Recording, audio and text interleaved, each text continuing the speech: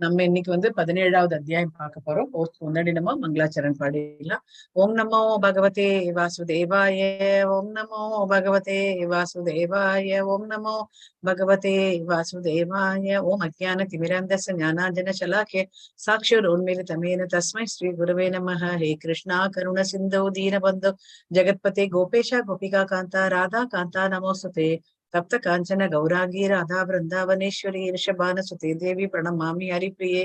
जय श्री कृष्ण चैतन्य प्रभु नित्यानंद श्री अद्वैत गदाधर श्रीवासादि गौर भक्त वृंद. हरे कृष्णा कृष्ण कृष्ण हरे हरे, हरे राम राम राम हरे हरे, हरे कृष्ण कृष्ण कृष्ण हरे हरे, हरे राम राम राम हरे हरे, हरे कृष्णा. எல்லோருக்கும் ஹரே கிருஷ்ணா. இன்னைக்கு 17வது அத்தியாயம், அதாவது ஸ்ரத்தாத்ரய விபாக யோகம். ஸ்ரத்தம் அதாவது டிவிஷன்ஸ் ஆஃப் ஃபெய்த், நம்மளுடைய நம்பிக்கை. எதன் பேர்ல நம்பிக்கை அப்படின்னா எதை பேஸ் பண்ணிருக்கு? பகவான் பேர்ல நம்பிக்கை, நம்ம செய்யக்கூடிய காரியங்கள் பேர்ல நம்பிக்கை, இது எல்லாமே எதை பேஸ் பண்ணிருக்கு அப்படின்றது நம்ம பார்க்க போறோம். அது அர்ஜுனோட கேள்வி. எப்பவுமே அந்த இது ஆரம்பிக்கும் போது, சாப்டர் ஆரம்பிக்கும் போது அர்ஜுனன் கேள்வி கேட்க ஆரம்பிச்சுக்குவாரு. அதுதான் நம்ம பார்க்க போறோம். நேத்து பார்த்த அத்தியாயம் நேத்து என்ன பார்த்தோம்? நேத்தோட அத்தியாயத்தோட பேர் என்ன? 16வது அத்தியாயம். தெய்வ குணம் மற்ற அசுர குணம் பத்தி நம்ம பார்த்தோம். தெய்வ குணம் எவ்வளவு கூட நம்ம தெய்வ குணங்கள் நம்ம கிட்ட இருக்கோ அத்தனையும் பகவான் நமக்குள்ள நமக்கு ஹெல்ப் பண்றதுக்கு வருவாரு. அசுரகுணம் இருந்தது அப்படின்னா, நம்ம ஏற்கனவே நேற்று பார்த்தோம், அசுரகுணம் இருந்தது அப்படின்னா பகவான் அந்த பகவானாலேயே வெறுக்கத்தக்க இடத்துல நம்ம இருக்கோம்னு அர்த்தம்.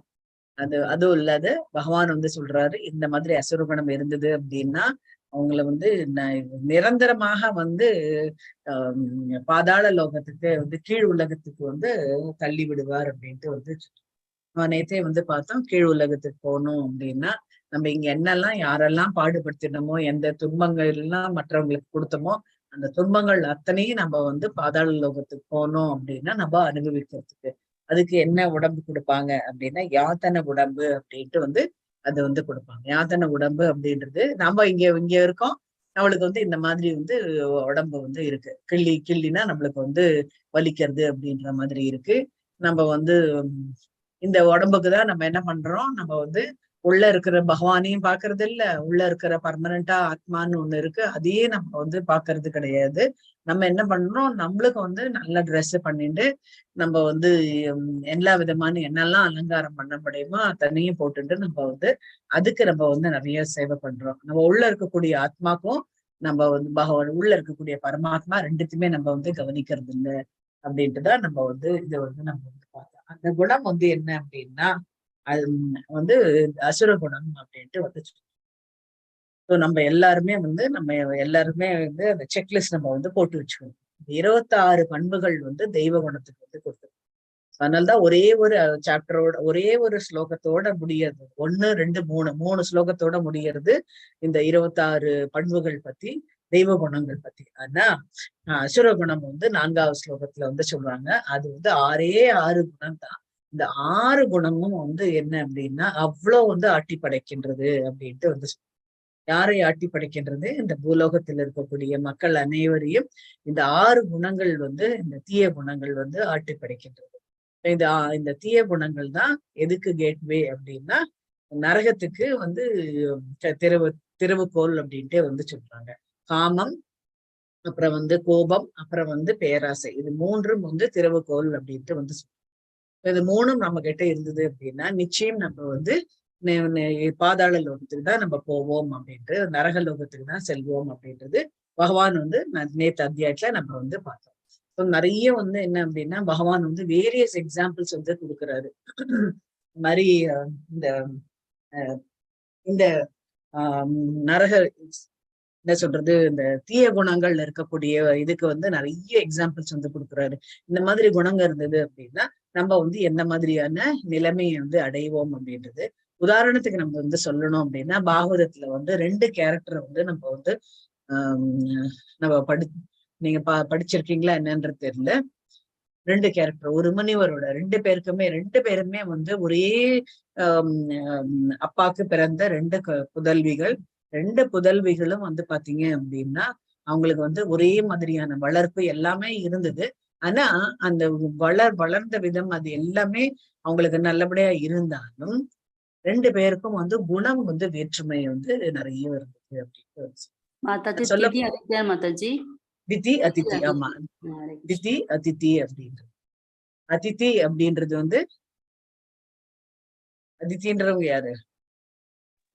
தேவர்களோட, ஆமா, தைத்தியர்கள் அப்படின்ட்டு வந்து சொன்னாங்க. தைத்தியர்கள்னா தேவர்களுடைய அம்மா அப்படின்ட்டு வந்து சொன்னாங்க. தேவர்களை பெற்றெடுத்த அம்மா அப்படின்ட்டு.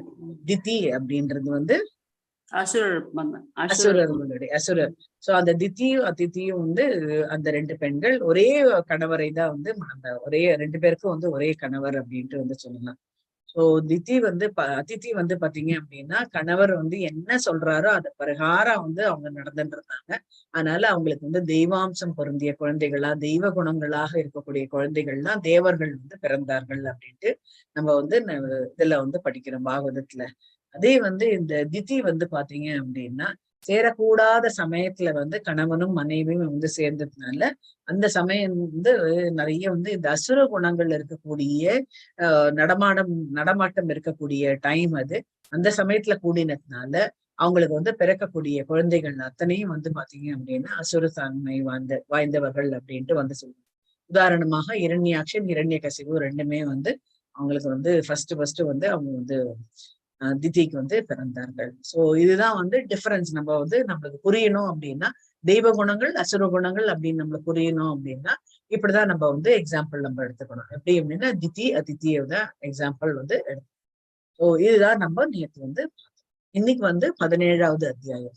17வது அத்தியாயத்துல நம்ம வந்து இங்க பார்க்க போறது என்ன அப்படின்னா நம்ம வந்து 4வது அத்தியாயத்துல இதை நம்ம வந்து ஏற்கனவே நம்ம வந்து படிச்சோம். என்ன அப்படின்னா நம்மளுக்கு வந்து ஒரு மார்க்கத்துல நம்ம எப்படி போகும்போது எப்படி நம்ம வந்து பகவானுடைய நாலேஜ் வந்து நம்மளுக்கு வந்து கிடைக்கிறது, ஞானம் வந்து பகவானுடைய ஞானம் நம்மளுக்கு வந்து கிடைக்கும் போது என்ன ஆகுது அப்படின்னா பகவானை பத்தி நம்மளுக்கு வந்து ஜாஸ்தி தெரியாதவே இருந்தது. நம்ம வந்து பகவத்கீதை படிக்கும் போது ஒன்னொன்னா நம்மளுக்கு வந்து தெரியாது. பகவான் தான் இது அத்தனைக்கும் வந்து மூல காரணம் அப்படின்றது நம்மளுக்கு வந்து தெரியும் போது நம்மளுக்கு வந்து பகவான் பேர்ல இன்னும் பக்தி வந்து ஜாஸ்தியாகுது. சோ இப்பேற்பட்ட வந்து பக்தி வந்து வளர்றதுக்கு வந்து என்ன குணம் நம்மளுக்கு வந்து ஏதுவா இருந்தது அப்படின்னு பாத்தீங்க அப்படின்னா சத்துவ குணமா இருக்கும்போதுதான் நம்மளுக்கு வந்து பகவானை பத்தியான குணங்கள் அதெல்லாம் வந்து நம்மளுக்கு வந்து ஏற்கும். அதே நம்மளுக்கு வந்து ரஜோ குணமோ தமோ குணமோ இருந்தது அப்படின்னா பகவான்றவர் ஒருத்தருமே கிடையாது. இந்த உலகம் வந்து மாயை. நம்ம வந்து பிறந்தது எல்லாமே வந்து காமத்திற்காக நம்ம வந்து அதுக்காக தான் நம்ம இந்த ஜட பூமியில பிறந்திருக்கோம் அப்படின்ற நம்ம அந்த பிரச்சாரம் வந்து நம்ம பண்ண ஆரம்பிச்சிடும். அதனால நம்மளுக்கு என்ன ரொம்ப முக்கியமானது அப்படின்னா ஒரு ஞானம் வந்து நம்மளுக்கு கிடைச்சது. ஞானத்தின் உச்ச தள்ளம் அப்படின்னும் போது நம்மளுக்கு என்ன ஆகும், நம்மளுக்கு வந்து ஃபெய்த், அதாவது பகவான் பேர்ல வந்து நம்பிக்கை வரும். இது வந்து 4வது அத்தியாயத்துல நம்ம படிச்சிருக்கோம். அதேதான் இந்த இடத்துல வந்து ரிப்பீட் ஆகுது அப்படின்ட்டு வந்து சொல்லலாம். அதோடைய ரிசம்பிளன்ஸ் வந்து இந்த இடத்துல இருக்கு அப்படின்ட்டு வந்து சொன்னாங்க. 16வது அத்தியாயத்துல பகவான் வந்து சொல்லிட்டாரு. பகவான் என்ன சொன்னாரு, இந்த 6 குணங்கள் இருக்கிறவர்கள் அத்தனை பேரும் வந்து அசுரர்கள். தெய்வ குணங்கள் இருக்கக்கூடியவங்க பொறுமை, அந்த 26 பண்புகள் வச்சுட்டு இருக்காங்க. இது தெய்வ குணங்கள் அப்படின்ட்டு. தெய்வ குணங்கள் இருக்கக்கூடியவர்கள் என்னை நம்புவார்கள், அசுர குணம் என்னிடம் நெருங்கவே முடியாது அப்படின்ட்டு பகவான் வந்து அந்த நம்பிக்கை பத்தி வந்து சொல்றாரு. சோ இந்த இடத்துல வந்து அர்ஜுனன் வந்து கேள்வி கேட்கிறாரு. இந்த மாதிரி இதெல்லாம் நம்ம வந்து ஒரு தேவர்கள் பேர்ல நம்பிக்கை, அப்புறம் வந்து அசுரனா இருக்கக்கூடிய அசுரர் பேர்ல நம்பிக்கை வச்சிருக்கிறவங்க அந்த அந்த இரண்யாட்சன் இரண்யகசிபு அந்த 2 பேரும் இருந்த சமயத்துல எல்லா மக்களையும் வந்து துன்புறுத்தினாங்க. என்ன அப்படின்னா அவங்களதான் வந்து துதிபாடணும் அப்படின்ட்டு வந்து துன்புறுத்தினாங்க. சோ இப்போ என்ன நடக்கிறது அப்படின்னா நம்ம இந்த பிரசன்ட் டே இப்ப இந்த கலியுகத்துக்கு வரும்போது நம்ம என்ன பார்க்கலாம் அப்படின்னா நிறைய இடத்துல நம்ம வந்து பாக்குறது என்ன, எஸ்பெஷலி நம்ம தமிழ்நாட்டுல நம்ம நிறைய வந்து பாக்குறோம். நடிகர்களுக்கு கோவில், அப்புறம் வந்து எங்கேயோ ஒரு இடத்துல படிச்சேன் நானு, இந்த ஹிட்லருக்கு இங்க ஒருத்தர் வந்து கோவில் கட்டி, ஹிட்லருக்கு ஒருத்தர் வந்து கோவில் கட்டி அவரை வந்து வழிபட்டாங்க. அதே மாதிரி நார்த் இந்தியால ஒரு ஸ்மக்லர், அவனும் வந்து இந்த ஹிட்லருக்கு வந்து கோவில் கட்டி அவன் வந்து அவனை ஹிட்லரா வந்து வழிபடுவாங்க. சோ அர்ஜுனர் கேட்கிற கேள்வி என்ன அப்படின்னா, இந்த மாதிரியான குணங்களை வைத்துக்கொண்டு வழிபாட்டு முறையில அது வந்து சாஸ்திரத்துல சொல்லவே இல்லை.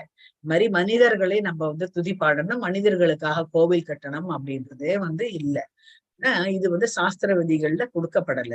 சாஸ்திர விதிகள் கொடுக்கப்படாதது வந்து நம்ம எந்த இதுல வந்து எடுத்துக்கிறது பகவானே அப்படின்ட்டு, கிருஷ்ணரே அப்படின்ட்டு வந்து கேட்கிறாரு. அதுக்கு பதில் வந்து பகவான் வந்து சொல்றாரு. அடுத்தது வந்து நம்ம சாப்பிடக்கூடிய சாப்பாடு வந்து ரொம்ப ரொம்ப முக்கியமானது அப்படின்ட்டு வந்து சொல்றோம். அதனாலதான் எல்லா இடத்துலயும் போய் நம்ம வந்து சாப்பிடக்கூடாது அப்படின்ட்டு வந்து சொல்றதுக்கான காரணம் என்ன அப்படின்னா, நம்ம சாப்பிடக்கூடிய உணவு வந்து நம்மள வந்து நம்மளுடைய குணங்களை வந்து மாற்றும் அப்படின்ட்டு வந்து அது அது வந்து இந்த 3 விதமான குணங்கள், சத்துவகுணம், ரஜோகுணம், தமோ குணம், ஒவ்வொருத்தரும் வந்து எப்படி சாப்பிடுவாங்க, ஒவ்வொருத்தரோட ரிசல்ட் எப்படி இருக்கும் அப்படின்றது நம்ம வந்து பார்க்கணும். அதுக்கு அடுத்தது வந்து தியாகம் இது பண்றது என்ன, யாகம், யஜ்யங்கள். யஜ்யங்கள் அப்படின்னும் போது நம்ம ஏற்கனவே நம்ம வந்து படிச்சிருக்கோம். கலியுகத்துல வந்து ஜப யஜ்யம்ன்றது ரொம்ப ரொம்ப முக்கியமானது. இதுல வந்து இந்த யஜ்யம் வந்து சத்திய யுகத்துல எப்படி இருந்தது, திரேதா யுகத்துல எப்படி இருந்தது, துவாபர யுகத்துல எப்படி இருந்தது, இப்ப கலியுகத்துல எப்படி இருக்கின்றது அப்படின்றத நம்ம வந்து இந்த யஜ்யங்கள் வந்து எப்படி பண்ணினாங்க அப்படின்றத நம்ம வந்து பார்க்க போறோம். இந்த 3 குணங்கள்ல வந்து எப்படி யஜ்யங்கள் பண்றாங்க, எந்த இன்டென்ஷனோட பண்றாங்க அப்படின்றதையும் நம்ம வந்து பார்க்க போறோம். அதேதான் வந்து பாத்தீங்க அப்படின்னா தவங்கள் அப்படின்னு வரும்போது நம்ம வந்து ஒன்னொன்னுத்தையும் தவமா நம்ம வந்து பண்ணணும் அப்படின்றாங்க. இந்த அத்தியாயத்துல வந்து ரொம்ப ரொம்ப முக்கியமான அத்தியாயம் இது. ரொம்ப சிம்பிள், ஸ்ட்ரெயிட்டா வந்து ஸ்ட்ரெயிட்டா அடிக்கிறாங்க. ஒண்ணு சுத்தி வளைச்செல்லாம் வந்து பகவான் பேசவே இல்லை, ஸ்ட்ரெயிட்டா அடிக்கிறாரு. என்ன அப்படின்னா, உனக்கு நீ வந்து உன்னோட தவம் வந்து நிறைவேறணும் அப்படின்னா உனக்கு உடல் தவம் வேணும், மனோதவம் வேணும், வாக்குத்தவம் வேணும் அப்படின்ட்டு வந்து சொல்றாங்க. இந்த 3 தவங்களும் வந்து ரொம்ப ரொம்ப முக்கியமானது அப்படின்னு. சோ ஒவ்வொருத்தர் குணங்கள் வந்து எப்படி எப்படி ஃபாலோ பண்ணுவாங்க அப்படின்றத நம்ம பார்க்க போறோம். அடுத்தது வந்து தானம் கொடுக்கும். இது 3ம், இது தவங்கள், யஜ்யங்கள், தவங்கள், தானங்கள், இந்த 3ம் வந்து நம்ம எப்பேற்பட்ட நிலையில இருந்தாலும், ஒரு ஏழையான நிலையில இருந்தாலும் சரி, அது ரொம்ப பணக்கார நிலையில இருந்தாலும் சரி, எல்லாருமே வந்து இந்த 3ம் வந்து கண்டிப்பா நம்ம வந்து பண்ணியே ஆகணும் அப்படின்ட்டு வந்து சொல்றாங்க. சோ இதுதான் வந்து நம்ம வாழ்க்கையோட ஒரு குறிக்கோளா நம்ம வச்சிருக்கணும். நம்ம என்ன, நம்ம இது யஜ்யம் பண்ணணும். என்ன யஜ்யம்? இந்த கலியுகத்துக்கு ஏற்ற யஜ்யம் வந்து ஜப யஜ்யம், ஹரே கிருஷ்ண மகா மந்திரம் அப்படின்ட்டு ஸ்பான்ல நம்மளுக்கு வந்து சொல்லி கொடுத்துருந்தாங்க. அதே வந்து தவம் அப்படின்னு வரும்போது நம்ம யார்கிட்ட எப்படி எப்படி பேசணும், எப்படி எப்படி வந்து நம்ம நடந்துக்கணும், எப்படி நம்மளுடைய பாடி லாங்குவேஜ் எப்படி இருக்கணும் அப்படின்றது வந்து இந்த தவங்கள் அப்படின்றது. தானங்கள் அப்படின்னு வரும்போது, நான் ஏழையா இருக்கேன், எனக்கு என்னால வந்து ஒரு 10,000 20,000 என்னால வந்து கொடுக்க முடியாது அப்படின்னு வரும்போது, என்னால என்ன என்றது ஒரு 2 ரூபாய், ஒரு 5 ரூபாய், இல்ல ஒரு 10 ரூபாய் நம்ம வந்து யாருக்கு கோவிலுக்கு நம்ம வந்து தானமா வந்து நம்ம வந்து கொடுக்கலாம் அப்படின்ட்டு வந்து சொல்றாங்க. இப்ப ஏதாவது ஒரு இது வருது, இப்ப பித்ருபக்ஷம் அப்படின்ட்டு வரப்போ, மாலை பக்ஷம் அப்படின்றது வரப்போறது. அந்த சமயத்துல வந்து ஏழையா இருந்தாலும் அவன் வந்து அந்த பிராமணனுக்கு ஏதோ ஒரு தானம் வந்து கொடுத்தான்னா அது வந்து அந்த பித்ருக்கு வந்து ஏற்புடையதாக இருக்கும் அப்படின்ட்டு வந்து சொல்றாங்க. இந்த மாதிரி சின்ன சின்ன தானங்கள், ஏகாதசி போது தானம் கொடுக்கறது, அதெல்லாம் வந்து பண்ணினோம் அப்படின்னா நம்மளுக்கு வந்து நன்மை பயக்கும் அப்படின்ட்டு வந்து சொல்றாங்க. அது எல்லாருமே வந்து இந்த 3 வந்து கண்டிப்பா வந்து ஃபாலோ பண்ணணும் அப்படின்றாங்க. சோ இந்த இந்த சாப்டரோட முடிவுல என்ன சொல்றாங்க அப்படின்னா, ஓம் தத் சத் அப்படின்ட்டு வந்து சொல்றாங்க. இந்த ஓம் தத் சத்ன்றீங்க ஆல்ரெடி கேள்விப்பட்டிருக்கீங்களா? கேள்விப்பட்டிருக்கீங்களா?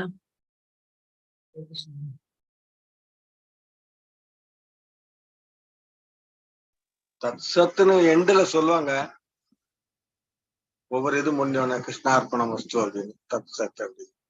தத் சத் அப்படின்றது ஒரு பூரணத்துவத்தை பத்தி வந்து சொல்றது. பூர்ணமாக முடிவுபடுது. ஓம் பூர்ணமதம் பூர்ணமிதம் அப்படின்னு நம்ம ஈஷோ உபநிஷத்துல வரக்கூடிய ஸ்லோகம், தியான ஸ்லோகத்துல ஃபர்ஸ்ட் வந்து இதுதான் வந்து பூர்ணமதம் பூர்ணம். அதாவது பகவான் தான் எல்லாம் பூர்ணம், நம்ம வந்து ஒண்ணுமே இல்லை, நம்ம வந்து இம்பர்ஃபெக்ட், பகவான் தான் வந்து பர்ஃபெக்ட் அப்படின்றது வந்து சொல்றோம். அதனாலதான் வந்து ஓம் அப்படின்றது, ஓம்ன்றது ஒரு பிரணவ மந்திரம் அப்படின்னு மாத்திரம் இல்ல, இந்த சப்தங்கள் அப்படின்ட்டு வந்து சொல்றோம். அது வந்து ஒரு நிறைவை கொடுக்கணும், ஒரு அப்சல்யூட் ட்ரூத், உண்மையை வந்து சொல்லக்கூடியதுதான் இந்த ஓம் அப்படின்னு. தத்து சத்து, தத் சத் சத்து, சப்தான பிள்ளை அப்படின்னு சொல்லுவாங்க இல்லையா? சப்தான பிள்ளைன்னா என்ன? நல்ல குணம், நல்ல அப்படின்ட்டு சொன்னேன். அதுதான் வந்து சொல்றாங்க.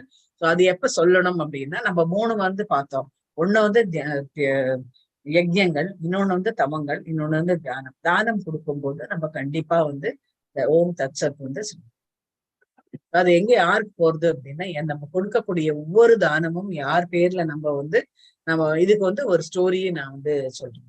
இது வந்து இந்த இது வந்து மொத்தம் 28 ஸ்லோகாஸ் வந்து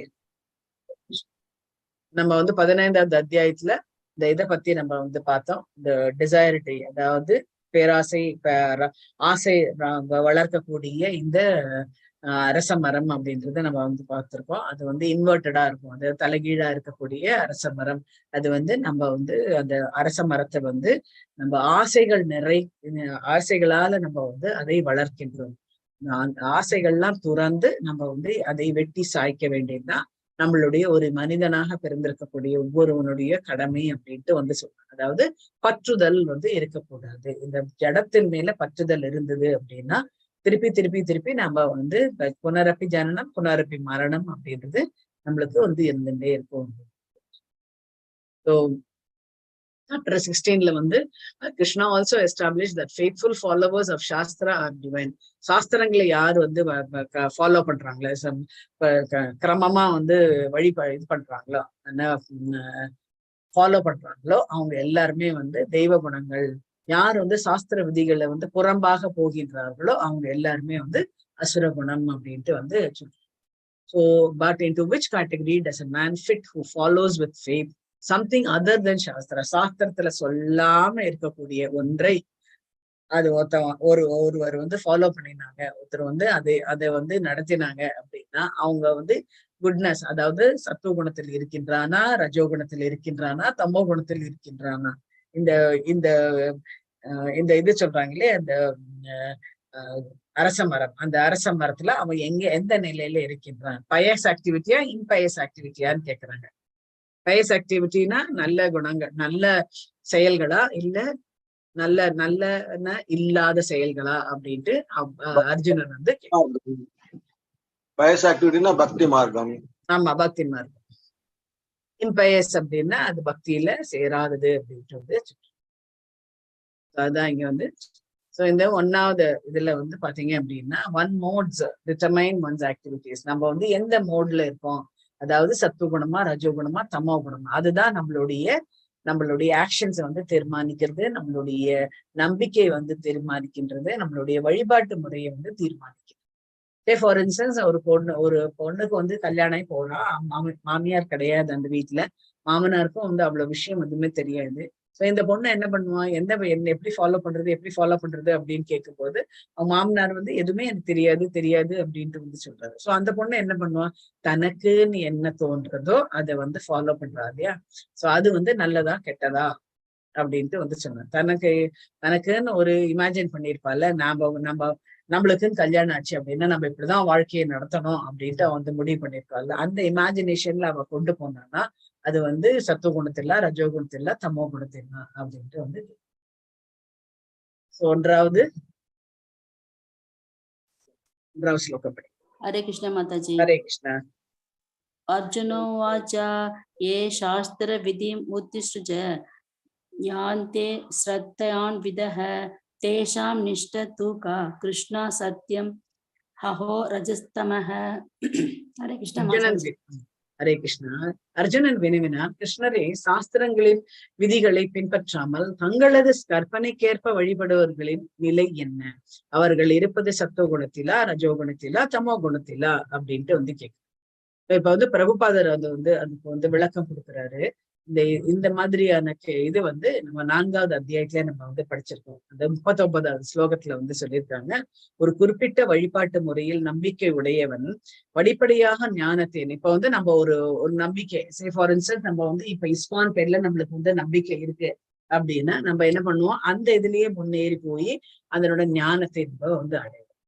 எனக்கு வந்து அதுலயும் தெரியாது ஃபுல்லா, இதுலயும் தெரியாது ஃபுல்லா, எனக்கா ஏதாவது ஒரு கற்பனையில நான் வந்து பண்ணினேன்னு வச்சுக்கோங்களேன், அது வந்து நல்லதா கெட்டதா அப்படின்றதுதான் வந்து கேட்குது.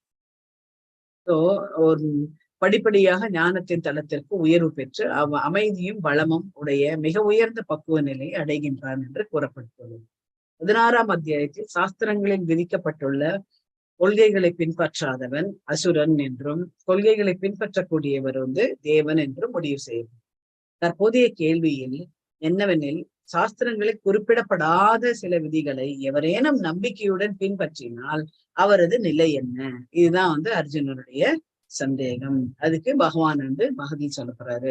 அத்தகைய மனிதர்கள் வாழ்வின் பக்குவ நிலையை, அவங்க அப்பேற்பட்டவர்கள் எதுவுமே தெரியாது, ஆனா அவங்க பக்குவ நிலையை அடைகிறார்களா?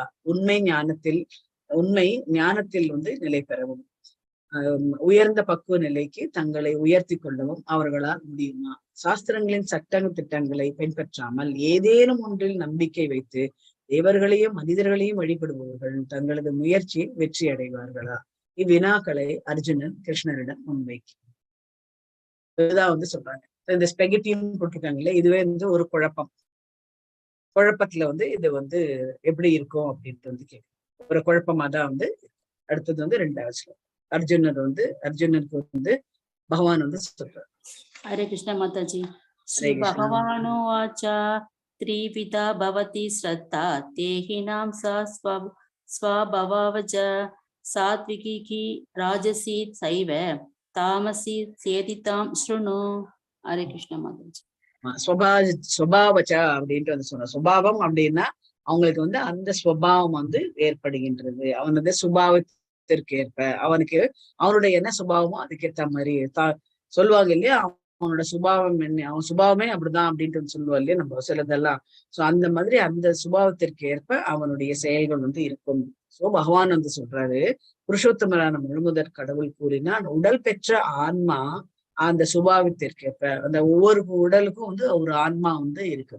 இப்ப நம்மளுடைய ஆன்மா எப்போ வெளிப்படும் அப்படின்னா, நம்ம முன் ஜென்மத்துல எப்படி இருந்தோம், என்ன மாதிரி நம்மளுடைய ஆசைப்பட்டோம், அதெல்லாம் எப்போ வெளிப்படும் அப்படின்னா, நம்ம கொஞ்சம் கொஞ்சமா நம்ம குழந்தையிலேருந்து அந்த சமயத்துல அது வெளிப்பாடாகாது. கொஞ்சம் ஒரு நினைவு வரும்போது நம்மளுடைய இது பாத்தீங்க அப்படின்னா, அதனால்தான் உங்களுக்கு டிஃபரன்சஸ் நிறைய இருக்கு. திதி அதித்தியிலேயே நம்ம பாக்குறோம். ஒரே தந்தை, அவங்க 2 பேருமே சேர்ந்துதான் வளர்ந்தாங்க. ஆனா திதி அவங்களுடைய குணம் வேற, அதித்தி அவங்களுடைய குணம் வேற. அதுதான் இங்க சொல்றாங்க. இந்த சுபாவத்திற்கு ஏற்ப அவரது நம்பிக்கை, அவனுக்கு நம்பிக்கை. இவங்களுக்கு திதிக்கு நம்பிக்கை கிடையாது, எந்த சாஸ்திரத்திலயும் நம்பிக்கை கிடையாது. சத்துவ குணம், அவங்களுக்கு சத்துவ குணம் இல்ல. ஏன் அப்படின்னா சொன்ன பேச்சை கேட்க மாட்டேன்றாங்க.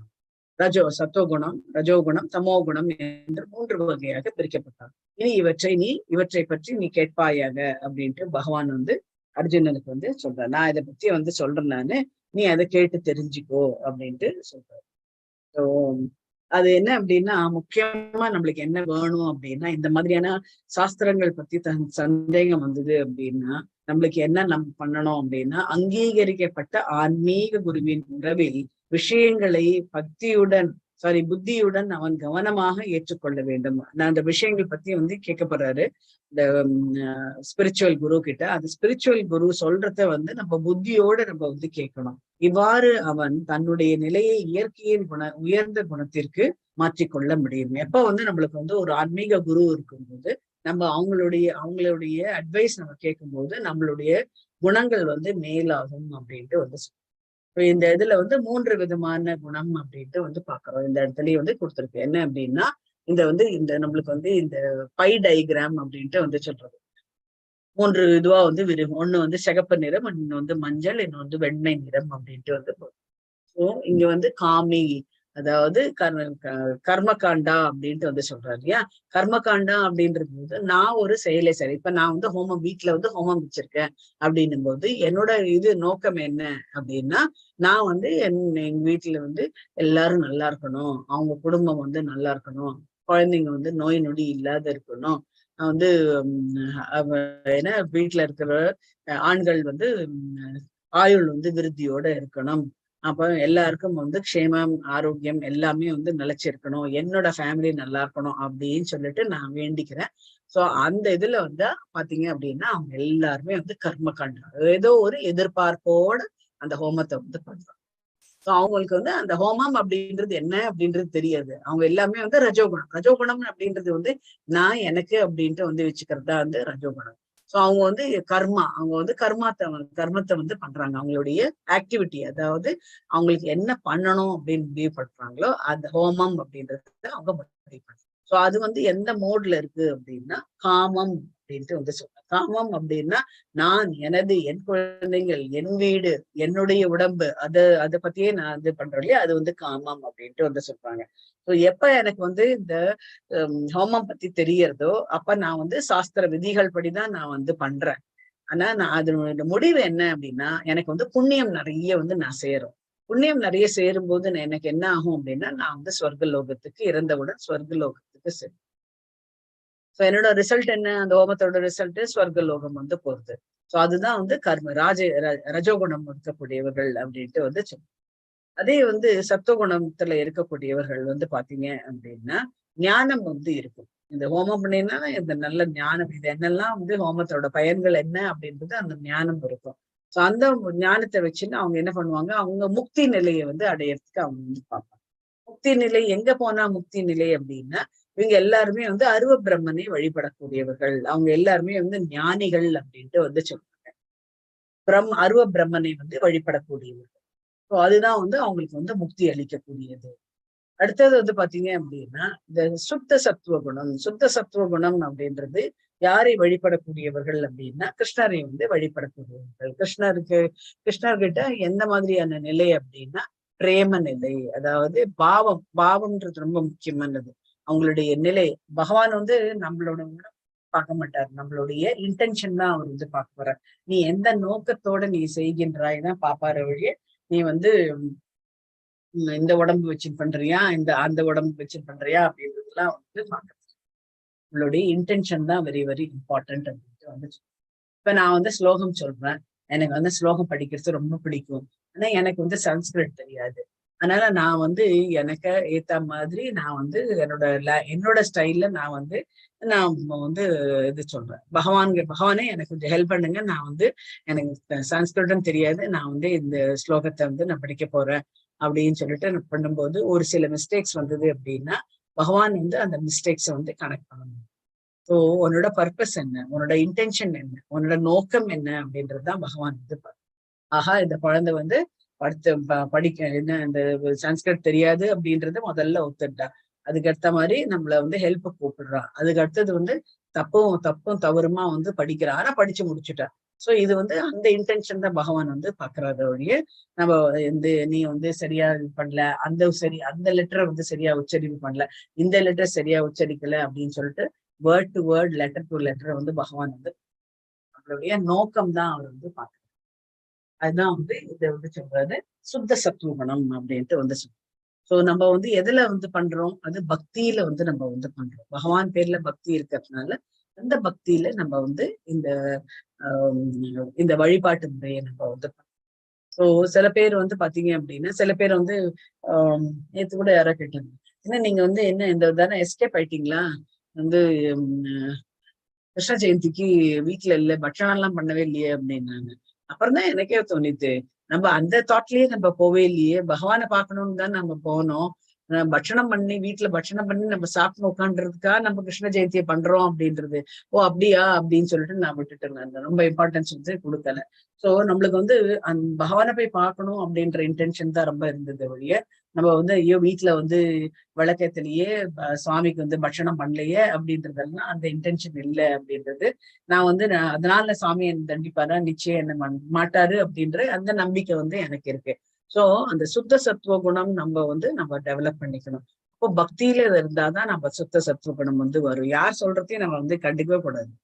இப்ப பாட்டுக்கு நம்மளுக்கு பகவான் கைட் பண்றாரோ அதைதான் நம்ம வந்து இதை பிடிச்சுன்னே நம்ம வந்து போயிடும். நம்ம வழிய எல்லாத்தையும் பார்த்தோம்னு வச்சுக்கோங்க, நம்ம வந்து பகவானை வந்து ரீச் பண்ணவே முடியாது. திருப்பி நம்ம உடல்ல பிறந்து நம்ம எல்கேஜி யூகேஜி எல்லாம் படிச்சு திருப்பியும் வந்து நம்ம இந்த இதுலயே ஒன்றன் இருக்கணுமே அப்படின்ற அந்த இதுதான் நம்ம வந்து போயிடுவோம். இப்போ பக்தியில இருந்தது அப்படின்னா நம்மளுடைய பக்தி எப்படி இருக்கணும், பிரேம நிலை பக்தியாக இருக்கும். பிரேம நிலை அப்படின்னா நம்ம வந்து அப்படியே பிரேமையில நம்ம வந்து பகவான் எனக்கும் பகவானுக்கும் தான் இந்த இடத்துல அப்படின்ற ஒரு அந்த தாட் ப்ராசஸ் நம்மளுக்கு இருந்ததுன்னு வச்சுக்கோங்க, நம்ம எங்க ரீச் ஆகும், நம்ம வந்து கிருஷ்ணருடைய கோலோக விருந்தாவன் வந்து நம்ம வந்து ரீச் ஆவோம் அப்படின்ட்டு வந்து இவங்கெல்லாம் யாரு அப்படின்னா இவங்கெல்லாம் வந்து பக்தர்கள் அப்படின்ட்டு பகவான் வந்து சொல்றாரு. சோ இதுதான் வந்து பகவான் வந்து 3 குணமாக வந்து இங்க வந்து காமிக்கிறது. மூன்றாவது ஹரே கிருஷ்ணா. படிங்க படிங்க. तत्तत्त्वानुरूप सर्वस्य श्रद्धा भवति भारत श्रद्धा मयो अयं पुरुषो यो यच्छ्रद्ध स एव स. हरे कृष्ण. ஹரே கிருஷ்ணா. பரதனின் மைந்தனே, பல்வேறு இயற்கை குணங்களுக்கு கீழான இருப்பிற்கு ஏற்ப ஒருவன் குறிப்பிட்ட நம்பிக்கையை விருத்தி செய்கின்றான். உயிர் வாழி அவனுடைய குணங்களுக்கு ஏற்பவே ஒரு குறிப்பிட்ட நம்பிக்கை உடையவனாக கூறப்படுகின்றான் அப்படின்ட்டு வந்து சொல்றாங்க. நம்ம வந்து ஒரு குறிப்பிட்ட நம்பிக்கை நம்மளுக்கு வந்து இப்ப வழிநடத்தக்கூடியவர்கள் யாருமே இல்லை அப்படின்னா, நம்ம ஒரு வீட்டுல போறோம், ஒரு வீட்டுக்கு நம்ம வந்து கல்யாணம் ஆகி போறோம் அப்படின்னா அந்த வீட்டுல நம்மளுக்கு வந்து எடுத்து சொல்லி இப்படி பண்ணணும் அப்படி பண்ணணும் அப்படின்னு சொல்லக்கூடிய மனிதர்கள் யாரும் இல்லை அப்படின்னா, நம்மளுக்கு தோன்றது நம்ம வந்து கேட்டுதான் நம்ம வந்து பண்ணணும். இந்த வீட்டுக்கு சம்பந்தம் பண்ணவர்கள் யாராவது இருந்தாங்க அப்படின்னா அவங்க கிட்ட வந்து கேட்டு பண்ணும்போது நம்ம அந்த நம்பிக்கையிலேயே நம்ம வந்து முன்னேறுவோம் அப்படின்ட்டு வந்து சொல்றோம். அதை வந்து விருத்தி செய்கின்றோம் அப்படின்ட்டு வந்து சொல்றோம். எப்படிப்பட்டவனாக இருந்தாலும் ஒவ்வொரு நிமிடமும் ஒரு குறிப்பிட்ட நம்பிக்கை வந்து இருக்கு. எல்லாருக்குமே வந்து நம்பிக்கை வந்து இருக்கு. இது எல்லாமே அந்த நம்பிக்கை எங்க இருந்து வந்தது? நம்ம பூர்வ ஜென்மால நம்ம கிட்ட இருந்ததுதான் நம்மளுக்கு இங்க. அதுதான் வந்து பிரபுபாதர் வந்து சொல்றாரு, ஒரு குழந்தை வந்து கீழே விழுந்துடுது அப்படின்னா தானா முயற்சி பண்ணி எழுந்து நிக்கிறது. இது யாரும் வந்து சொல்லல, திருப்பி எழுந்து நில்லு அப்படின்னு சொல்றாரு. நம்ம என்ன சொன்னோம், வானா நீ வந்து படுத்துட்டே இரு, எழுந்து நின்றா உனக்கு கீழே விழுந்துருவ அப்படின்னு சொல்லிட்டு நம்ம வந்து சொல்லுவோம். ஆனா அந்த குழந்தை வந்து முயற்சி பண்ணும். இந்த முயற்சி எல்லாம் எங்கிருந்து வந்தது அப்படின்னா பகவான் தான் வந்து இருக்கிறாரு அப்படின்ட்டு அந்த முன் ஜென்மல்ல அது வந்து அந்த குழந்தையா இருக்கும்போது இதெல்லாம் வந்து பண்ணிட்டு இருந்ததுதான். சோ அதுதான் வந்து ஞாபகப்படுத்தி அது வந்து அந்த குழந்தை வந்து எழுந்து நிக்கிறதோ இல்ல முகம் பாக்குறதோ பேசுறதோ இப்ப ஒண்ணுமே வேண்டாம். குழந்தை இப்படி இருக்கு, கையை வச்சுட்டு இருக்கு, திடீர்னு அதுக்கு வந்து பல்லு ஒரு ஈர் வரா மாதிரி இருந்தது அப்படின்னா என்ன பண்றது? அம்மா கிட்ட வந்து எனக்கு வந்து ஈர் உண்டான இது கொடு அப்படின்ட்டு கேட்க தெரியாது அந்த குழந்தைக்கு. உடனே என்ன பண்றது? பகவானோட ஹெல்ப்பால அந்த குழந்தை வந்து அந்த விரலை விட்டு கடிக்கிறது. இது சோ அந்த விரல் விட்டு கடிக்கிறது எப்படி தெரியும் அப்படின்னா இது எல்லாமே வந்து பகவான் வந்து அந்த ஸ்ரத்தா வந்து அந்த குழந்தைக்கு வந்து இருக்கு. பகவான் பேர்ல நம்பிக்கை இருக்கிறதுனால பகவான் வந்து அதுக்கு வந்து ஹெல்ப் பண்றாங்க. அதுதான் இங்க வந்து சொல்றாங்க. அதுதான் அப்படின்ட்டு வந்து சொல்றாங்க. ஆனால் அவன் பெற்றுள்ள இயற்கைக்கு ஏற்ப அந்த நம்பிக்கை சத்துவம், ரஜஸ் அல்லது தமஸ் என்று கருதப்படுகிறது. இவ்வாறு தனது குறிப்பிட்ட நம்பிக்கைக்கு ஏற்ப ஒருவன் குறிப்பிட்ட நபர்களுடன் உறவு கொள்கின்றான். நம்ம எல்லார்கிட்டையும் நம்ம எல்லாருமே பார்க்க அவங்க எல்லார்கிட்டையும் நம்ம வந்து உறவு கொள்றோமா? நம்ம அவங்க பிளாட்ல இருந்தோம்னு வச்சுக்கோங்களேன், எல்லார்கிட்டையும் போய் உறவு கொள்கின்றோமா? நீங்களே ஒரு கல்யாணத்துக்கு போடுறீங்க, எல்லாருமே பார்த்து பேசிடுவீங்களா நீங்க? கிருஷ்ணா, கல்யாணத்துக்கு போறீங்க, எல்லார்கிட்டயுமே பார்த்து பேசுவீங்களா? நம்ம விருப்பமானவங்கிட்ட மட்டும் பேசுவோம் மாதாஜி. அதுதான் சொல்றாங்க. அதுதான் பகவான் வந்து சொல்றாங்க. நமக்குன்னு யாருக்கு நம்மளுடைய வேவ் லெங்க்ன்னு சொல்லுவாங்க இல்லையா, நம்மளுடைய வேவ் லெங்க்த்தும் அவங்களோட வேவ் லெங்க்த்தும் மேட்ச் ஆனாதான் நம்ம வந்து உறவை வந்து கொள்வோம் அப்படின்ட்டு வந்து சொல்றாரு. அப்படிதான் வந்து ஏற்பாடே அப்படிதான், பகவானுடைய ஏற்பாடே அப்படிதான் வந்து இருக்கு. நம்ம யார்கிட்ட விருப்பமா நம்ம பேசுறோமோ எல்லார்கிட்டையும் விருப்பமா வந்து பேச மாட்டோம். சோ அப்ப அது எல்லாருடையும் நம்ம உறவு கொள்வது கிடையாது. ஒரு சில பேர்ட்ட தான் நம்ம வந்து உறவு கொள்கணும். அதெல்லாம் ஒரு சில பேர்ட்ட நம்ம இன்னும் ரொம்ப டீப்பா வந்து பண்ணணும். அவங்களா வந்து டியரஸ்ட் ஃப்ரெண்ட்ஸ் அப்படின்ட்டு வந்துச்சு. அவங்களோட நம்ம என்ன பண்ணுவோம், நம்பிக்கையோட நம்ம வந்து இப்ப மாதாஜி வந்து சொல்லிட்டு இருந்தாங்க, அவங்க வந்து ஜெகநாத் பூரி யாத்திரை போறேன் அப்படின்ட்டு சொன்னாங்க. அவங்க ஒரு சில பேர் ஃப்ரெண்ட்ஸ் வந்து இருக்காங்க, அவங்க பேர்ல நம்பிக்கை இருக்கிறதுனாலதான் அவங்க வீட்லயும் அவங்கள வந்து அனுப்பி வைக்கிறாங்க. சோ நம்மளுக்கு வந்து யாரு முன்ன பின்ன யாருன்னே தெரியாது, நான் அவங்களோட போறேன் அப்படின்னா அவங்க வந்து அனுப்புறதுக்கு யோசிக்கும். வாங்க கோவில், சில பேர்லாம் வந்து பண்ணக்கூடியதுதான். இதெல்லாம் வந்து இப்போ புதிதான விஷயமே வந்து கிடையாது. சோ இப்போ நேத்து கூட ஏதோ ஒரு இது பார்க்கும்போது அதான் வந்து என்ன அப்படின்னா, ஒரு செல் வாங்கிக்கிறாங்க, செல் வாங்கிட்டு அதுல இருந்து வந்து அவங்களுடைய அக்கௌண்ட் இதெல்லாம் இது பண்ணிட்டு அவங்க அக்கௌண்ட்ல இருந்து பணத்தை எல்லாம் எடுத்துடுறாங்களாம். தெரியாத நபர்கிட்ட எதுவுமே வந்து கொடுக்காதீங்க அப்படின்ட்டு வந்து சொல்றாங்க. சோ நம்ம வந்து என்ன பண்ணோம், நம்ம யாருக்கு ரொம்ப பரிச்சயமா இருக்கோமோ, நம்ம யாருக்கு வந்து அந்த நம்மளுடைய ஆன்மா வந்து அந்த ஆன்மாவோட மேட்ச் ஆகும்போது நம்ம வந்து ஒரு நம்பிக்கை வந்து அசைக்க முடியாத ஒரு நம்பிக்கை வந்து அவங்க பேர்ல வந்து வந்துடும். ஸோ என்னதான் அவங்கள பத்தி நீங்க வந்து தப்பா சொன்னாலும் அவங்க வந்து ஏற்கவே மாட்டாங்க அப்படின்ட்டு வந்து சொல்லுங்க. ஏன் அப்படின்னா அவ்வளவு நம்பிக்கை அவங்க பேர்ல அப்படின்ட்டு வந்து சொல்லுங்க. இதேதான் வந்து 15வது அத்தியாயத்திலையும் வந்து இதை பத்தி வந்து ஒவ்வொரு உயிர் வழியும் அவனது உண்மையான நிலையை முழுவதற் கடவுளின் மிகச்சிறிய அம்சம். ஏன் எதனால இந்த மாதிரி வருது அப்படின்னா, எல்லாருமே வந்து பகவான்ல இருந்து பிரிந்து வந்த பின்ன பகுதிகள் அப்படின்ட்டு வந்து ஏன் நம்மளுக்கு ஒவ்வொருத்தருக்குள்ள நம்மளுக்கு வந்து உறவு முறையை வந்து மெயின்டைன் பண்றோம் அப்படின்னா, நம்ம எல்லாருமே வந்து பகவான் கிட்டே பகவான் கிட்டே இருந்து நம்ம வந்து வந்தோம் வந்து தெரியும். வெள்ள போயிட்டு சார் அரை போயிட்டே தான் அது முக்கா முக்கா பிடிச்சி தண்ணி ஊற்றி கீழே உட்காந்து பகவான் கிட்டேன்னு வந்தோம் அப்படின்றதுதான். அதுதான் வந்து ஒருத்தருக்கு ஒருத்தர் வந்து அதுதான் வந்து உறவு முறை அப்படின்ட்டே வந்து வந்து 4வது இங்க ஸ்ரத்தான்றது வந்து என்ன அப்படின்னா நம்பிக்கை தான் ரொம்ப முக்கியமானது. இந்த ஸ்லோகத்துல வந்து ரொம்ப முக்கியமானது வந்து என்னன்னா ஸ்ரத்தா. நம்பிக்கை என்பது சத்துவகுணத்தில் வந்து சத்துவகுணத்தோட அது அங்கிருந்தான் வந்து தோன்றுகின்றது அப்படின்ட்டு வந்து சொல்றாங்க. யார்கிட்ட நம்பிக்கை இருக்கும் அப்படின்னா சத்துவகுணமாக இருக்கக்கூடியவர்கள் தான் வந்து நம்பிக்கை அப்படின்றது இருக்கும். ஒருவனுக்கு நம்பிக்கை ஏதேனும் ஒரு தேவனின் மீதோ அது உடனே ஏதேனும் உண்டாக்கப்பட்ட கடவுளின் மீதோ ஏதேனும் மன அனுமானத்தின் மீதோ இருக்கலாம். திடமான நம்பிக்கை என்பது பௌதீகமயமான சத்துவ குண செயல்களின் பலனாக ஏற்படுவதாகும். ஆனால் பௌதீகமயமான கட்டுண்ட வாழ்வில் எந்த ஒரு செயலும் முழுமையாக தூய்மை பெற்றது அல்ல. எல்லாமே வந்து கலப்படமானவை அப்படின்னு பிரபுபாதர் இங்கே வந்து கொடுத்துட்டோம். இந்த ஜடபூமியில இந்த கலியுகத்துல நம்ம எல்லாத்துலயுமே நம்ம வந்து டக்குன்னு யாருமே வந்து நம்ப முடியாது அப்படின்ட்டே வந்து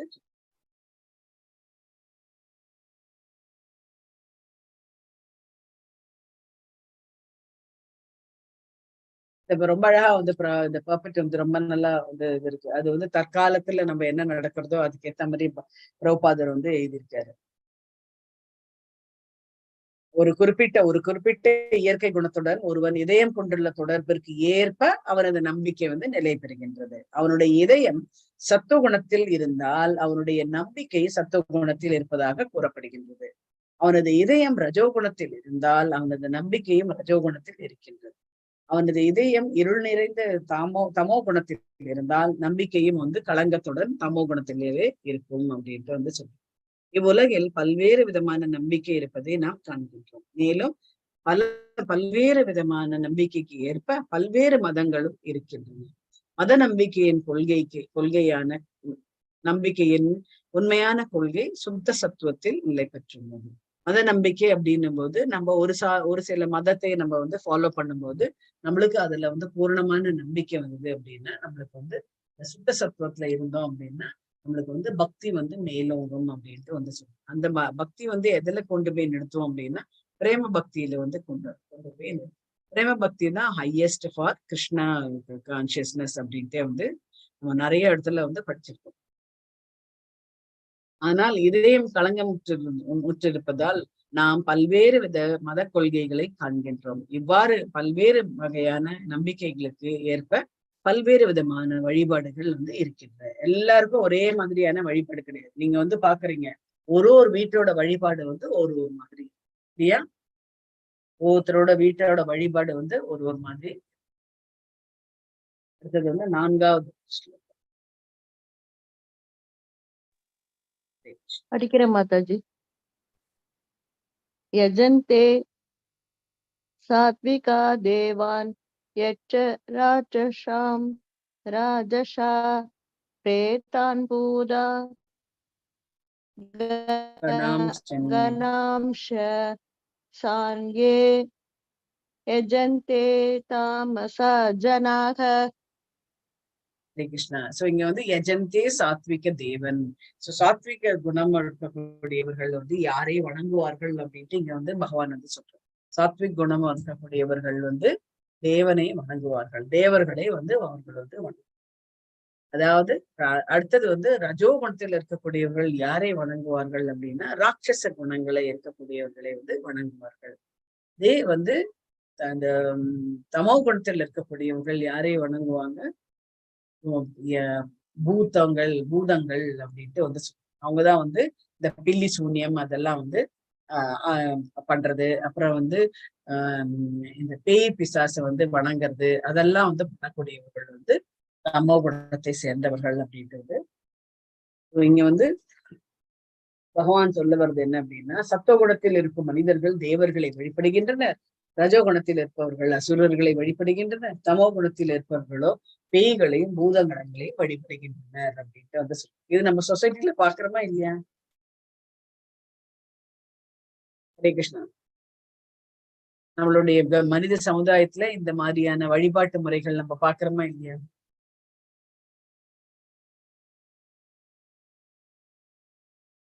ஹரே கிருஷ்ணா.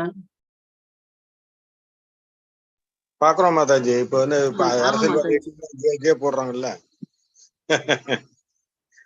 அதெல்லாம் அதுவும் ஒரு இதுதானே. அரசியல்வாதிகளை வந்து இது ரொம்ப மரியாதை கொடுத்து இது பண்றது அதெல்லாம் ராட்சசனை வணங்குற மாதிரிதான் நான் நினைக்கிறேன். ஆமா ராட்சச குணம் தான் அது. ராட்சசர்களை வணங்கிருந்தான்.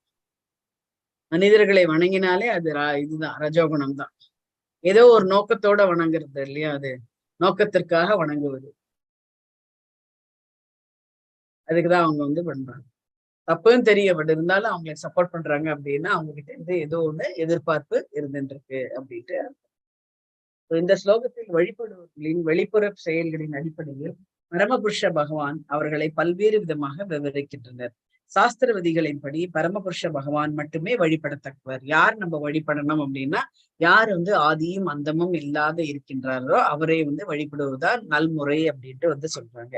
ஆனால் சாஸ்திர விதிகளில் நன்கு அறியாத அதிலும் அல்லது அதில் நம்பிக்கை இல்லா நபர்கள் ஜட இயற்கையின் குணங்களில் தங்களுடைய குறிப்பிட்ட நிலைகளுக்கு ஏற்ப பல்வேறு விஷயங்களை வந்து வழிபடுகின்றனர். உதாரணத்துக்கு வந்து பாத்தீங்க அப்படின்னா, சத்துவகுணத்தில் இருப்பவர்கள் பொதுவாக தேவர்களை வழிபடுவார்கள். தேவர்கள் என்றால் பிரம்மா, சிவன் உட்பட இந்திரன், சந்திரன், சூரிய தேவன் போன்றவர்களை வந்து குறிக்கும். பல்வேறு தேவர்கள் உள்ளனர். சத்துவகுணத்தில் இருப்பவர்கள் ஒரு குறிப்பிட்ட தேவரை ஒரு குறிப்பிட்ட நோக்கத்திற்காக வழிபடுகின்றனர்.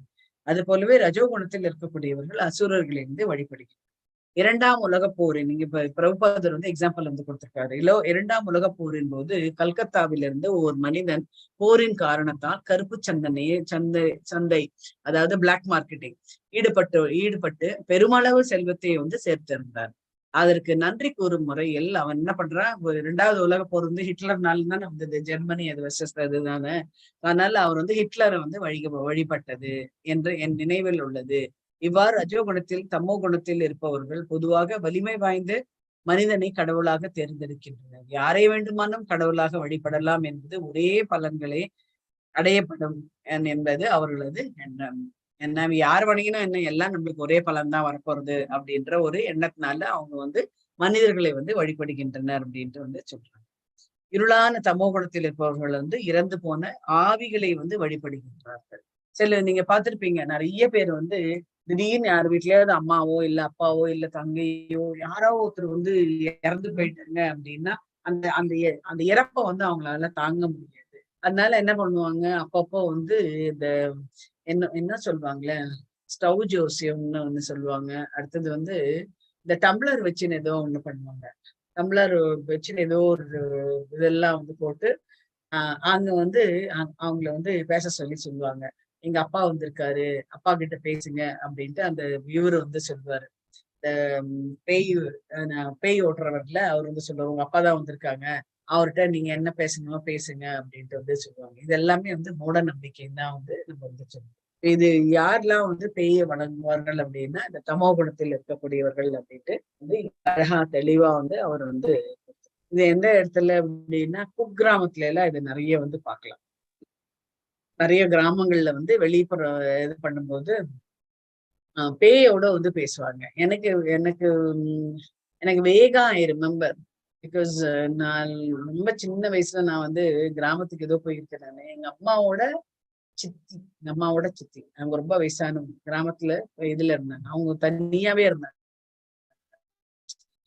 ஒரு வீட்டுல வந்து தனியாவே இருந்தாங்க. ஹஸ்பண்ட் இல்லை, அதனால அவங்க வந்து இறந்து போறதுனால அவங்க வந்து தனியாவே வந்து வாழ்க்கையை வந்து நடத்திருந்தாங்க. அவங்களுக்கு வந்து கிராம வயல்கள் அதெல்லாம் வந்து இருக்கும். அவங்க வந்து ரொம்ப சர்வசாதாரணமா வந்து சொல்லிட்டு இருந்தாங்க.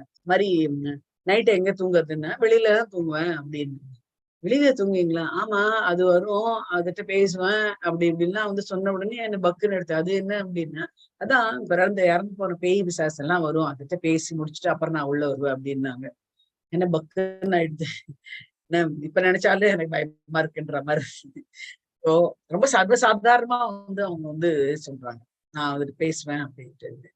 சோ இதெல்லாம் வந்து பாத்தீங்க அப்படின்னா வழிபடல பேசுவாங்க அப்படின்ட்டு வந்து சொல்லுவாங்க. என்ன பேசுவாங்க ஏதுன்றது தெரியாது. சில பேர் வந்து வழிபடுவாங்க. நான் நிறைய பேர்ட்ட வந்து சொல்லுவேன். நான் இந்த இறந்தவர்களுடைய போட்டோஸோ ஏதோ ஒண்ணு நம்ம நம்ம வந்து நடு கூடத்துல வச்சு நம்ம வந்து அவங்களுக்கு மாலை மரியாதை அதெல்லாம் இது பண்ணோம்னா அவங்க வந்து வந்தாங்க, அவங்களோட கடமையை முடிச்சாங்க, அவங்க கிளம்பி போயிட்டாங்க அப்படின்றத நம்ம விடணும் ஒழிய அவங்களை திருப்பி திருப்பி திருப்பி வந்து இழுத்து வச்சு நம்ம வந்து அவங்கள வந்து சித்திரவதை வந்து பண்ணவே கூடாது அப்படின்ட்டு வந்து தான் இறந்தவங்களை வந்து கூப்பிட்டு நம்ம வந்து அது பண்ணுங்க, நாங்க அவங்களுக்கு ஏதோ பண்ணிட்டோம், உங்களை நாங்க சரியா கவனிச்சோமா என்னன்னு தெரியல, நீங்க உயிரோடு இருக்கும்போது நாங்க உங்களுக்கு இந்த படையல் படைக்கிறோம் அப்படின்ட்டு எல்லாம் வந்து சொல்லுவோம். சோ இதெல்லாமே வந்து அந்த மாதிரி வழிபாட்டு முறையை வந்து இது எல்லாமே வந்து சாஸ்திர விதிகள்ல வந்து கொடுக்கப்படவில்லை அப்படின்னு தான் வந்து சொல்றோம். இது எல்லாமே முக்காவாசி நம்ம வந்து சொல்றோம். முக்காவாசி நம்ம பண்ணக்கூடிய செயல்கள் அத்தனையுமே வந்து சாஸ்திர விதிகள்ல வந்து கொடுக்கப்படல. எல்லாமே வந்து வழி வழியா வந்து பண்ணக்கூடிய, அவங்க தாத்தா பண்ணிட்டு இருந்தாங்க, அவங்க பண்ணிட்டு இருந்தாங்க, அந்த பாட்டி பண்ணிட்டு இருந்தாங்க அப்படின்னு சொல்லிட்டு அந்த வழிமுறையில் தான் நம்ம வந்து பண்றோம் வழிய இதுக்கு வந்து எங்கேயாவது வந்து எவிடன்ஸ் இருக்கா அப்படின்னு கேட்டீங்கன்னு வச்சுக்கோங்க, யாருக்குமே வந்து கிடையாது. சிலதெல்லாம் வந்து நம்பிக்கை, நம்மளுடைய நம்பிக்கை அதான் வந்து பகவான் வந்து சொல்லிட்டாரு ஏற்கனவே. அவங்க நம்பிக்கையின் பேர்ல அவங்க வந்து அதை வந்து முன்னேற்றி கொண்டே போயிட்டு இருக்காங்க அப்படின்றது. சோ இந்த மாதிரியான வழிபாட்டு முறை வந்து நம்ம 3 குணங்கள் கிட்ட வந்து இருந்துட்டு இருக்கு அப்படின்றது நம்ம வந்து பார்ப்போம். சத்துவகுணத்தில் இருக்கக்கூடியவர்கள் வந்து யாரை வணங்குவார்? தேவரை வணங்குவார்கள். ரஜோகுணத்தில் இருக்கக்கூடியவர்கள் வந்து யக்ஷர் அதாவது அசுரர்களை வந்து வணங்குவார்கள். அதே வந்து தமோ குணத்தில் இருக்கக்கூடியவர்கள் வந்து பேய்களும் பிசாசுகளையும் வந்து வழிபடுவார்கள் அப்படின்ட்டு வந்து அவங்க எல்லாம் வந்து இரவு நேரத்துல வந்து இதுக்கெல்லாம் போவாங்க, ஏன்னா சுடுகாட்டுக்கு எல்லாம் போய் வண்டாவோட பொறுக்கின்னு வந்து அதுக்கு வந்து பூஜை பண்ணி அதெல்லாம் வந்து பண்ணக்கூடியவர்கள் வந்து தமோ குணத்தை வந்து சேர்ந்தவர்கள். இன்னும் அது நடந்துதான் இருக்கு, இல்லாத இல்லை, நடந்துதான் வந்து இருந்துச்சு. சொல்லுவாங்க இந்த அலகு குத்துறது இது எல்லாமே வந்து பாத்தீங்க அப்படின்னா எந்த சுவாமியும் வந்து நீ எனக்கு வந்து இதை பண்ணிட்டு வா அதை பண்ணிட்டு வா உன்னோட உடம்ப வந்து துன்புறுத்திட்டு வா அப்படின்ட்டு வந்து எந்த சுவாமியும் வந்து இந்த தேவனும் வந்து சொன்னது கிடையாது, பகவானும் வந்து சொன்னது கிடையாது. ஆனா நம்ம வந்து நம்ம வந்து தாத்தா பண்ணிட்டு இருந்தாங்க, அவங்க பண்ணிட்டு இருந்தாங்க, அந்த இதுலயே நம்ம வந்து பண்றோம். பண்ணலன்னு அப்படின்னா நம்மளுக்கு வந்து குடும்பத்துக்கு சாபம் வந்துரும் அப்படின்ற ஒரு நினைப்பிலே நம்ம வந்து எல்லாத்தையுமே வந்து இருக்கோ இல்லையோ, நம்பிக்கை இருக்கோ இல்லையோ பண்ணணுமே பண்ணுவோம் சார் நிறைய இத அப்படின்ட்டு வந்து இந்த ஸ்லோகம் மூலமா நம்மளுக்கு வந்து தெரியும். அடுத்தது வந்து 5, 6. 5, 6. हरे कृष्ण माताजी। हरे कृष्ण। अशास्त्र विहितं क्रूरं तप्यन्ते ये तपोजनाः तम्बाहङ्कारो संयुक्ता कामराग बलान्वितः कर्ष्यन्त शरीरस्थं भूतग्रामम् अचेतस मां चैवान्त शरीरस्थं तान् वित्तित्या सूरनिश्चयान्। हरे कृष्ण माताजी। தம்ப தம்ப அப்படின்னாலே தற்பெருமே தம்ப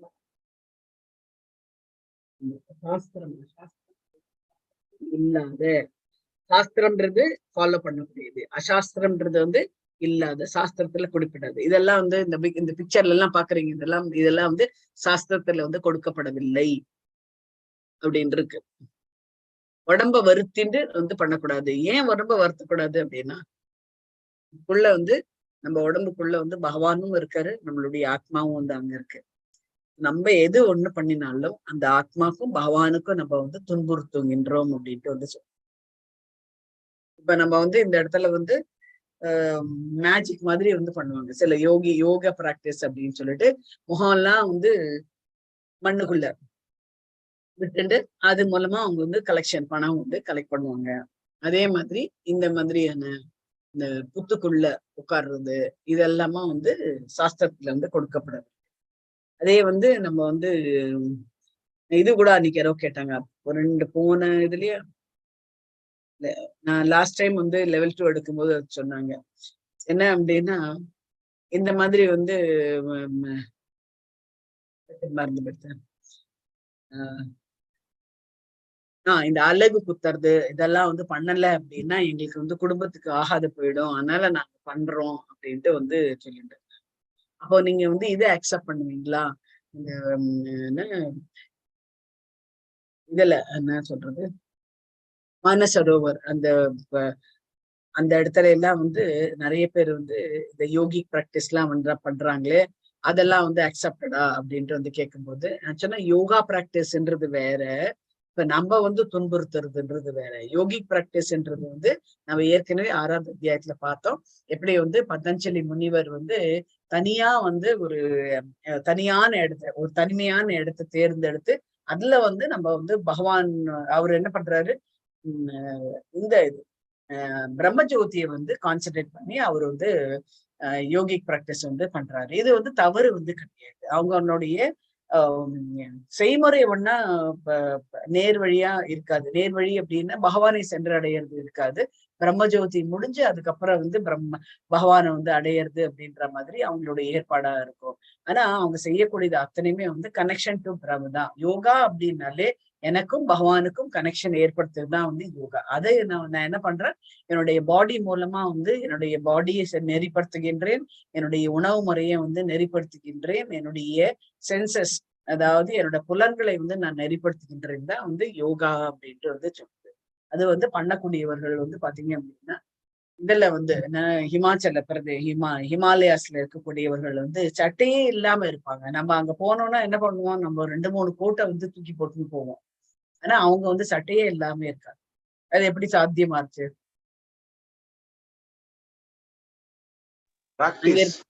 ஆமா, பிராக்டிஸ்னால பகவான் சொல்ற மாதிரி பிராக்டிஸ்னால அது வந்து சாத்தியமாகிறது அப்படின்ட்டு வந்து இந்த 5வது 6வது ஸ்லோகத்துல என்ன சொல்றாரு அப்படின்னா, காமம் சாஸ்திரங்களில் பரிந்துரைக்கப்படாத காமம் அப்படின்னும் போது நம்மளுக்கு வந்து ரொம்ப ஆசை ஜாஸ்தியா போயிருக்கு. ஒரு இதோட ஆசை ஜாஸ்தி ஆயிடுச்சுன்னா அந்த காமம் ஆகும், நமக்கு வந்து அது பேர்ல வந்து பற்றுதல் வந்து அதனால எதெல்லாம் வந்து சாஸ்திரத்துல சொல்லலையோ அதெல்லாம் வந்து சொல்லணும். கடுமையான தவங்களை தற்பெருமையுடனும் அகங்காரத்துடனும் நீங்க எல்லாம் பண்றது எல்லாமே தற்பெருமைக்காகவும் அகங்காரத்துக்காகவும் வந்து உடலின் ஜட துன்புறுத்துவது மட்டுமின்றி உள்ளே உறைந்துள்ள அத்தக முட்டாளாக அறியப்படுகின்றனர் அப்படின்ட்டு வந்து சொல்றோம். நம்மளுடைய உடம்ப நம்ம வந்து துன்புறுத்துறதுக்கு எந்த விதமான சான்ஸும் வந்து கொடுக்கவே கூடாது அப்படின்ட்டு வந்து சொல்றாங்க. ஏன் அப்படின்னா நமக்குள்ள இருக்கக்கூடிய ஆத்மா பரமாத்மா 2 பேருமே நம்ம வந்து துன்புறுத்துகின்றோம் அப்படின்ட்டு வந்து அதனால்தான் வந்து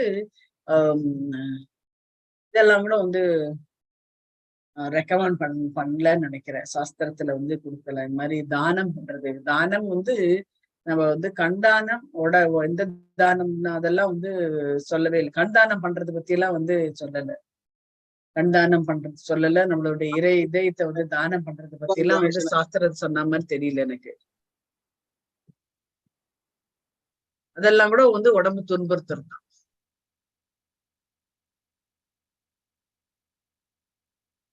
நம்ம வந்து பகவான் எப்படி நம்மள அமைச்சாரோ அதே மாதிரி நம்மளுக்கு வந்து அதை ரிட்டர்ன் பண்ணணும். நம்ம இந்த பூமி இதுக்கு வந்து அது எப்படி ரிட்டர்ன் பண்ணணும் அப்படின்னா பஸ்மமாக்கிடும். அதாவது இறந்த பின் நம்மளோட உடலை வந்து பஸ்மமாக்குறது. அதுதான் வந்து பகவானுக்கு வந்து அதுதான் வந்து யஜ்யமா வந்து நம்ம வந்து அதுதான் கடைசி யஜ்யம் வந்து நம்ம வந்து பண்ணணும். ஸோ அந்த அகங்காரத்துடன் இருக்கக்கூடியவர்கள் தான் இந்த மாதிரியான செயல்கள்லாம் வந்து செய்வார்கள். உடலின் மாத்திரம் இல்லாமல் அவர் உள்ள இருக்கக்கூடிய ஆத்மா பரமாத்மா வந்து துன்புறுத்துவது வந்து முட்டாள்களும் அசுரர்களுமாக கருதப்படுகின்றார்கள் அப்படின்ட்டு வந்து சொல்றாங்க. சில சாஸ்திரங்களை குறிப்பிடப்படாத விரத நெறிகள் உதாரணமாக ஏற்றுவதற்காக 1வது செயல்கள் வந்து சாஸ்திர விதிகள் குறிப்பிடப்படாதவை. எங்க உண்ணாவிரதம் இருக்கணும், எப்போ வந்து விரதம் மேற்கொள்ளணும் அப்படின்னா அவங்க ரெக்கமெண்ட் பண்றதே என்ன அப்படின்னா, நீ ஒரு ஏகாதசியும் விரதம் இரு அப்படின்றாங்க. அதுதான் வந்து சொல்றதே வழிய இதுக்கெல்லாம் வந்து விரதம் உண்ணாவிரதம் எல்லாம் இருக்கணும் அப்படின்றது அவசியம் கிடையாது. சாஸ்திரங்களில் உண்ணாவிரதம் என்பது ஆன்மீக முன்னேற்றத்திற்காக பரிந்துரைக்கப்பட்டது, உன்னுடைய உள்நோக்கத்துக்காக பரிந்துரைக்கப்படவில்லை. என்ன நோக்கம் அப்படின்னா, இப்ப நான் அரசியல்ல எனக்கு அதாவது ஆதாயம் கிடைக்கணும், எனக்கு நிறைய ஓட்டு கிடைக்கணும் அப்படின்னா திடீர்னு நான் வந்து இவங்களுக்கு ஏத்த மாதிரி நான் வந்து இவங்களுக்கு சப்போர்ட் பண்ற மாதிரி நான் வந்து ஒரு உண்ணாவிரதம் இருந்தேன் அப்படின்றது வந்து அது வந்து ஏற்புடையது இல்லை அப்படின்ட்டு வந்து சில அரசியல் நோக்கத்திற்காக சமூக இலக்கிற்காகவோ அல்ல. அத்தகு விரதங்களை ஏற்பவர்கள் பகவத்கீதையின்படி நிச்சயமாக அசுரத்தன்மையுடையவர்கள் அப்படின்ட்டு வந்து இங்க வந்து சொல்றாரு. அவர்களது செயல்கள் வந்து பாத்தீங்க அப்படின்னா சாஸ்திர விதிகளுக்கு எதிரானவை, மேலும் இவற்றுள் பொதுமக்களுக்கு எவ்வித நன்மையும் உண்டாகாது அப்படின்னு இங்க சொல்றாரு. நீ வந்து உண்ணாவிரதம் இருக்கிறதுனால பொதுமக்களுக்கு எந்த வித பாதிப்புமே ஏற்படப்படுது. அதுதான் இங்க வந்து சொல்றாங்க. அது எதுக்காக பண்றாங்க அப்படின்னா அகங்காரம், தற்பெருமைக்காகவும் காமத்துக்காகவும் பௌதீக இன்பத்திற்காகவும் அந்த பற்றுதலுக்காகவும் இங்க வந்து பண்றாங்க அப்படின்றது. வேத சாஸ்திரங்களின் விதிகளுக்கு கீழ்ப்படியாமல் செயல்படுவதால் இத்தகு ஆர்ப்பாட்டங்கள் முழுமுதற் கடவுளை அவமதிப்பதாகும். இந்த விஷயத்தில் அச்சேதசா எனும் சொல் வந்து மிக முக்கியமானது. சரியான மனோநிலையில் இருப்பவர்கள் சாஸ்திர விதிகளுக்கு கீழ்ப்படிதல் அவசியம். அது அத்தகைய நிலையில் இல்லாதவர்கள் மட்டுமே சாஸ்திர விதிகளை வந்து புறக்கணிப்பார்கள் அப்படின்ட்டு இங்க வந்து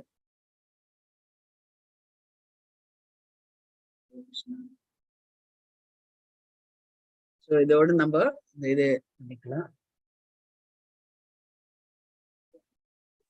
6, 7 வந்து இந்த ஃபுட் ஹேபிட்ஸ் பத்தி வந்து ஒவ்வொருத்தரோட ஒரு குணத்தோட ஃபுட் ஹேபிட்ஸ் எப்படி இருக்கும், அதுக்கு வந்து 2-3 கதைகள்லாம் வந்து அந்த எப்படி எதுவாருது அப்படின்றதெல்லாம். வாஞ்சகல்பதருभ्यश्च कृपा सन्दर्भे एव च पतितानां पावनेभ्यो वैष्णवेभ्यो नमो नमः। जय श्री कृष्ण चैतन्य प्रभु नित्यानंद श्री अद्वैत गदाधर श्रीवासादि गौर भक्त वृंद। हरे कृष्णा कृष्ण कृष्ण हरे हरे, हरे राम राम राम हरे हरे, हरे कृष्ण कृष्ण कृष्ण हरे हरे, हरे राम राम राम हरे हरे, हरे कृष्णा. எல்லோருக்கும் हरे कृष्णा. हरे कृष्ण माताजी. हरे कृष्ण माताजी. हरे कृष्ण माताजी. हरे कृष्णा.